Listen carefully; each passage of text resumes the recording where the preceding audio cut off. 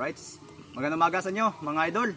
Wala tayong laot ngayon dahil masama yung panahon. Dito tayo ngayon sa ilog para mukbang tayo ng mga seafoods na nahuli natin. Tara, kain na tayo mga idol.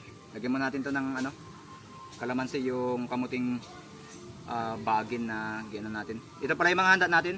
Meron tayong kamuting bagin, kalamansi at isda dito at saang. Yung saang po yan mga idol natin tawag ganito. Sarap yan. At alimasag. Ito mga dawat. Huli namin kagabi. At siyempre may kanin tayo at meron tayong sausawan. So, okay mga idol, kain tayo. mm. Shout out nga pala dyan, kay Kutek.